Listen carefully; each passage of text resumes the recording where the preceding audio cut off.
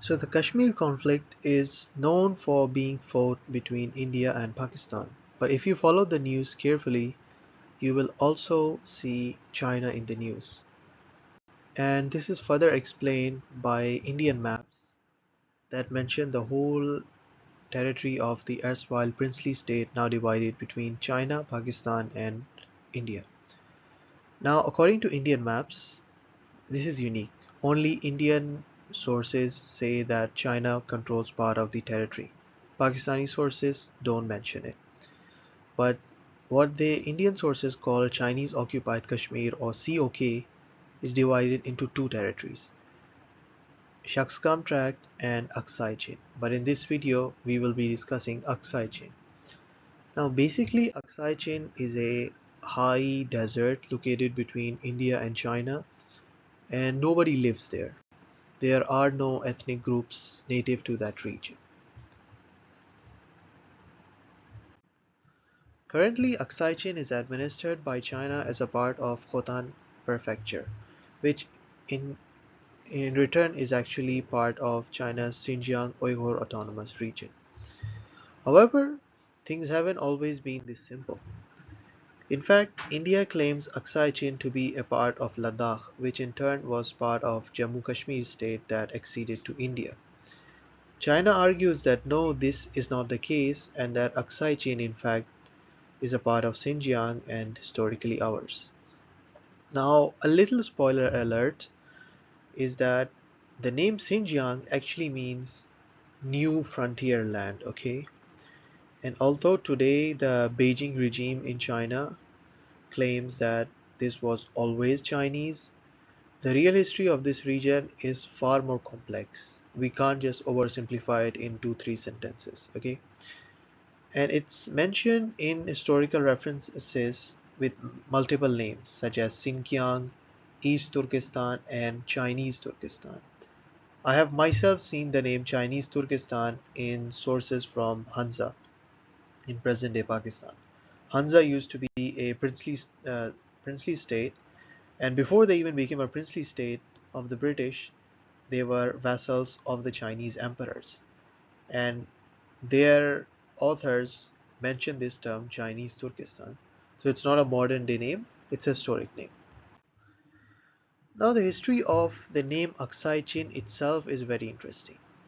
British India sent two German brothers, whose name I'm not going to pronounce out of respect, and these brothers' mission was to explore Central Asia for the British Empire. And with them there was an Uyghur guide named Muhammad Amin Yarkandi. So when they came to the vicinity of what is now Aksai Chin, Yarkandi said this place is called the Great White Sand Desert, and then he said its name in Uyghur, which the brothers wrote down as Aksai Chin. But they did a mistake, because Chin is not a word in Uyghur. In fact, what Yarkandi probably said was Aksai Chol, which is Uyghur for White Ravine Desert or White Coombe Desert. Okay, because if you want to say China in Uyghur, you have to say Kitai or Khite. Uh, there is no such thing as Chin in the Uyghur language. And speaking of this Khitai or Khite, this is also where the Russian and in many other languages, the word for China, this is where it comes from. And in case you know the airline Cathay Pacific, it uses Cathay for China, and Cathay comes from Khitai as well. And Khitai comes from the name of Khitans. These were an ethnic group that ruled China during the Liao dynasty. Now the conflict over Aksai Chin mainly exists because of three British maps. These are the Johnson Line, McCartney-MacDonald Line, and the Ardagh-Johnson Line. So here's how it all began. First of all, you need to know about the Dogra Maharajas of Jammu Kashmir. Initially, they were just rulers of Jammu, and then they joined service of the Sikh Empire.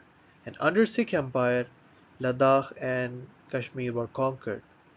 But then, when the Sikh Empire went to war with British Empire, Raja Gulab Singh ended up betraying the Sikhs, and as a result, the British sold Jammu Kashmir state to him. in 1846. But around the same time, the situation in Tibet and Xinjiang, which also known as Xinjiang or Chinese Turkestan, was very complicated. And because of these complications, the border with them was undefined. So Ladakh used to be a Buddhist kingdom back in the day, ruled by Namgyal dynasty. And this was till 1834 when General Zorawar Singh and his Sikh and Dogra troops conquered it. Now, Zorawar Singh's men are known to have, advanced towards Chinese Turkestan and Tibet. We know this from many sources and also because Zorawar Singh himself was killed in Tibet. But when the question is asked, how far did they advance? Now, this is something which is still debated. There is no one answer on this. British explorer Francis Young Husband writes that Zorawar Singh and his men advanced all the way till a place called Shahidullah in Chinese Turkestan. Now, Shahidullah means martyr of Allah or witness of Allah. Remember, Shahid has two meanings in Arabic, so we don't know which one is being applied here. But basically, it was a historical camping ground and caravan stop, and its main landmark was the grave of a Muslim saint whom the Kyrgyz tribes used to call Shahidullah. In fact, if you go to some British maps, you will see it marked as Shahidullah Mazar, Mazar meaning shrine. Now, the Dogras are also known to have built a fort in Shahidullah. There is historical record of it, but when exactly they built it and how long they maintained it is something that's still debated. Nay Elias writes that around 1863 and 64, when China was forced out of East Turkestan due to rebellions, Shahidullah was controlled by Jammu-Kashmir state through a fort they had built. And he writes that they held this fort for almost 20 years and abandoned it around 1865 because in 1868 explorers Shaw and Hayward visited this fort and they found it manned by the troops of Yaqub Beg.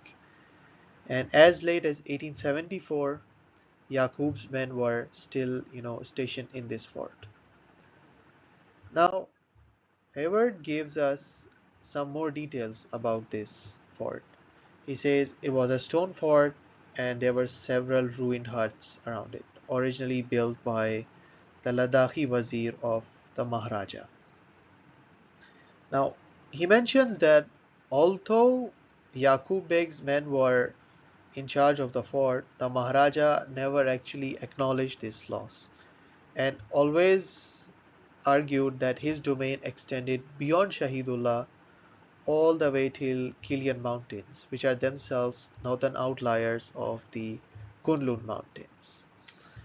And this is something very interesting because if you think about it, the last habitated place where people actually lived in the Maharaja's domains were far before Shahidullah at the head of Nubra Valley in Ladakh. Now in 1864 what happened was that Yaqub Beg of Andijan had overthrown the Chinese administration in 7 cities: Kashgar, Khotan, Yarkand, Yangisar, Aksu, Koch and Korla. And then he founded the Emirate of Yetishar, also known as Yetishar, meaning 7 cities in Uyghur. English sources also spell it as Kashgaria. And he received titles from the Emir of Bukhara and the Ottoman Sultan. But later on, his rule became extremely unpopular and his estate collapsed with his death in 1877. Around the same time, all of his domains, including that fort at Shahidullah, ended up passing to the Chinese control and they pulled it down in 1890.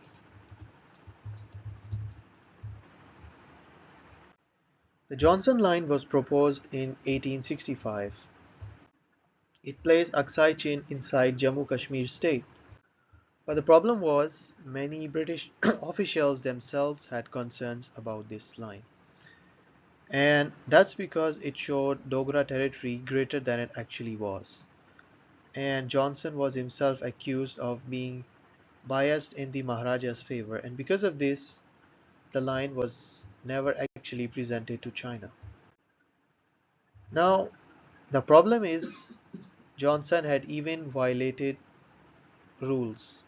He was not supposed to go to Chinese Turkestan without the permission of his superiors, but he just did it anyway after Chinese rule had collapsed over there. And he was, he was of Anglo-Indian origin, and because of this, Maharaja had good relations with him. So he eventually resigned from his post in the British Indian government in Calcutta and took up service in the Maharaja's court for a good salary. Now, this is on one side, you have the criticism, but writing in his defense, historian John Lal says that Johnson wasn't biased or anything. He was merely trying to represent the situation in 1865 the way it was, with China being kicked out of East Turkestan and the Shahidullah Chowki being manned by Jammu-Kashmir state. Now the word Chowki is important because Chowki in Urdu Hindi means a border outpost. So not a big fort, just a border outpost basically. Now by 1890 the Chinese had retaken Shahidullah, and by 1892 they had started to erect boundary markers at Karakoram Pass. Around the same time, the Great Game was going on between Russia and China. Basically, it was a competition over territories in Central Asia. And Britain saw China as an ally against Russia.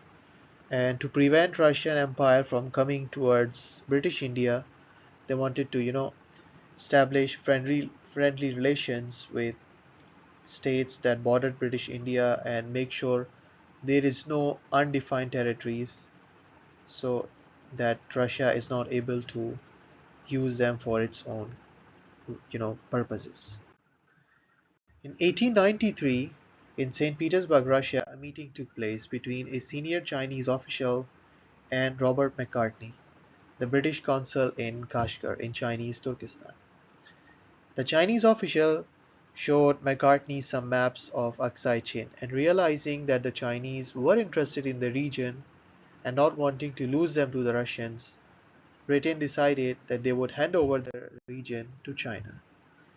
And this new border line was drawn by Macartney and presented to China by Claude MacDonald, which is why it's known as the Macartney-MacDonald line. And now, although this line placed Aksai Chin inside China, the Chinese didn't reply. And years later, both India and China have different opinions on what this silence was supposed to mean. India argues that silence means rejection. If the Qing dynasty wanted to accept this, they would have said, yes, we accept it, but they said nothing. China argues that no, silence means consent because, firstly, that official already showed Macartney the maps. So, the Qing dynasty already saw the border like this, so they saw no reason to comment. Now, whatever the case, later on the British came up with the Ardak line. This was a more practical version of the Johnson line created in 1897 by Sir John Ardak. That's why sometimes this is called the Ardak-Johnson line because it's basically a modification of the Johnson line, and it follows the crest of Kunlun Mountains north of Yarkon River. Now in 1911 the Sinhai Revolution took place in China and the Qing dynasty was deposed and replaced by the Republic of China. By the end of First World War, the British again returned to using the Ardak-Johnson line, and that's because earlier China had not given its opinion on the matter. But the problem was they didn't build any outposts or place any markers in the vicinity of Aksai Chin. So the claim existed on paper only. Now in 1927 the British abandoned the Ardak-Johnson line in favor of a line along the Karakoram Mountains further south because they found it more easier to manage. But in 1940 to 41 they heard that the Soviets were surveying Xinjiang for Chinese warlord Chiang Kai-shek. So when they heard this, they returned to the Ardagh-Johnson line. Now, by this point, Xinjiang was basically split up between Chinese warlords. Okay, practically the frontier was still defined, no matter what line the British used, because China had not responded to the note in 1899, and the situation in what is now Xinjiang was also far from stable. Power dynamics kept changing, so there was no one fixed entity with whom talks could be held. Now, the People's Republic of China, which is the Beijing regime, they only took Xinjiang by the end of 1949. So, when British India became independent as India and Pakistan in 1947, the frontier was still undefined. Jammu-Kashmir state, which bordered this disputed area, acceded to India. And then occurred the first Kashmir War, which I have actually discussed in my video on Dogra Maharajas. Now, unlike Gilgit-Baltistan, most of which was largely under indirect control of Srinagar till last minute pretty much, Jammu, Kashmir and Ladakh were under direct control. And because of this, they are in Indian administration to this day. And Aksai Chin borders Ladakh. So India considered Aksai Chin to be a part of Ladakh, and in the beginning it was unopposed largely. That was till China built Xinjiang-Tibet Highway, also known as China National Highway 219. Now, Indian border guards have testified about the points along the frontier they used to patrol till 1957 without any opposition by China. And you can see like these points do go inside Aksai Chin. But sometime in the 50s, China built this Xinjiang-Tibet highway. And the Indians didn't know it. They only learned about its existence in 1958 when China published maps of it in newspapers. And this caused outrage in India. India argued that this highway is illegal encroachment on Indian territory. But China argued otherwise, saying, no, this is on our territory. China was using the McCartney-MacDonald line as justification, while India was citing the Ardagh-Johnson line, which was used by the British. Now tensions began to build between two nations. And eventually what happened was that near Tawang there's a place called Thagla Ridge. On this ridge, Chinese troops attacked Indian troops, and this became known as the Thagla Ridge incident. This was one reason. Another reason was that in 1959 there was a rebellion in Tibet against China, and China accused India of supporting the rebels. India said no, but China didn't listen to India. And then India also gave refuge to the Dalai Lama of Tibet, who by the way still lives in India. And because of this and the clash at Thagla Ridge, India and China eventually went to war in 1962. Now, India's claim is that they lost Aksai Chin to China in the 1962 war. You will ask, the whole time I said it was undefined, so how could India lose it? Well, remember I said Indian patrols before the war could go inside Aksai Chin? Okay, now they cannot go after the war. And that's because the Chinese have established themselves in the region, making it close to the Indians. As for the future of this region, we have to remember that China needs this region to connect Tibet with Xinjiang, and also because it has zinc mines that the Chinese desperately need. Now, largely this issue is geopolitical as to what the future of Aksai Chin is. Historically, I have told you the whole history of it, and you can tell it's very shaky. For India, the biggest matter is if they recognize Aksai Chin as a part of China, they still have dispute over Sikkim and Arunachal Pradesh, and they are also helping Bhutan with their armed forces because Bhutan has some territorial disputes with China as well. If they recognize China's control over Aksai Chin, and say, okay, this is no longer disputed, it will, ruin their position on other disputes as well, which is something not worth it. And then secondly, in the recent years, India has already lost Nepal and Pakistan to the Chinese camp. So they don't want to lose their reputation in Bhutan. If they accept China's possession of Aksai Chin, say, okay, we recognize it, then Bhutan might also move to the Chinese camp, which is not good for them. So overall, this is more of a geopolitical issue than a historical one now. And in case you're interested about what happened to Kashmiri claims to Shahidullah, well, the government of Jammu-Kashmir claimed it twice, in 1885 and in 1892. By then, the British didn't want to alienate China, so they told the Maharaja's British advisors do anything necessary and convince the Maharaja to give up the claim. So the advisors basically gave two excuses. First excuse they gave to the Maharaja was that Shahidullah is very far away from rest of your domains, so we can't really manage it even if we have it.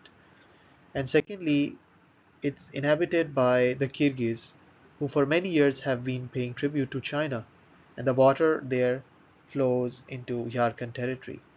So there's no point for us in taking Shahidullah, and it worked eventually. Jammu Kashmir didn't really claim it, although like I mentioned, frontier was undefined, but they stopped being vocal about this issue. Thank you for watching, and in case you're curious, these are the references used for this video, and images and articles will be posted in the post section of my channel. Once again, thank you for watching.